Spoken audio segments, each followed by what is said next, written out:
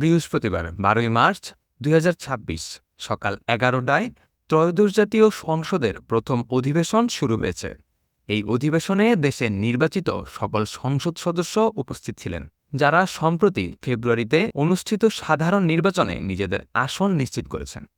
এছাড়া গ্যালারিতে জুলাই আন্দোলনের সময় গুলিবিদ্ধ নাটিসকে বহনকারী রিকশা চালক সহ আন্দোলনে শহীদ হওয়া পরিবারের সদস্যরাও বিশেষ অতিথি হিসেবে বসে অধিবেশন দেখেছেন। এদের উপস্থিতি একটি সাংবিধানিক ও রাজনৈতিক দায়িত্ব পালন করার জন্য, দেশবাসীর প্রতিনিধি হিসেবে আইন তৈরি, বাজেট অনুমোদন ও সার্বিক নীতি নির্ধারণে অংশ নেওয়ার জন্য। এই অধিবেশনটি সংবিধান অনুযায়ী রাষ্ট্রপতির আহ্বানে বসেছে, যেখানে রাষ্ট্রপতি সংবিধানের ধারা ৭২(১) অনুযায়ী অধিবেশন ডেকে সংসদ সদস্যদের উপস্থিত থাকার সুযোগ দিয়েছেন। আজকের অধিবেশনে সবচেয়ে বড় গুরুত্ব পেয়েছে রাষ্ট্রপতির ভাষণ, যা দেশে সার্বিক নীতি ও সরকারের অগ্রাধিকার নির্দেশ করে। স্পিকার ও ডেপুটি স্পিকারের নির্বাচন, যাতে সংসদের নেতৃত্ব নিশ্চিত হয়। ইন্টারিম সরকারের অধ্যাদেশ ও অন্যান্য নীতিগত বিল সংসদে উপস্থাপন, যা পরবর্তী আইন প্রণয়নে প্রভাব ফেলবে। এই অধিবেশনটি নতুন সরকারের গতিপথকে নির্ধারণের ক্ষেত্রে বিশেষ গুরুত্ব পাচ্ছে, কারণ এটি দেশের রাজনৈতিক ব্যবস্থাকে একটি স্থায়ী রূপ দেবে।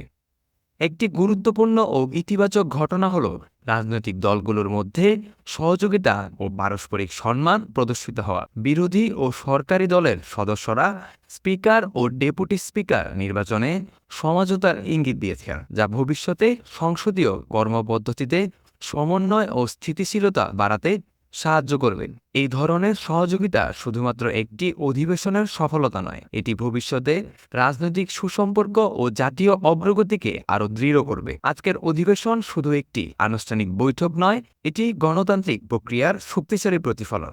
দেশের নির্বাচিত প্রতিনিধি এখন নির্ধারণ করবেন দেশের ভবিষ্যৎ পথ, আইন, নীতি ও সরকারের অগ্রাধিকার সম্পর্কে সিদ্ধান্ত। এভাবে সংসদ কার্যক্রম সামনে এগোলেই দেশ জ্ঞান, আইন ও সমন্বয়ে আরও উন্নতির পথে এগিয়ে যাবে।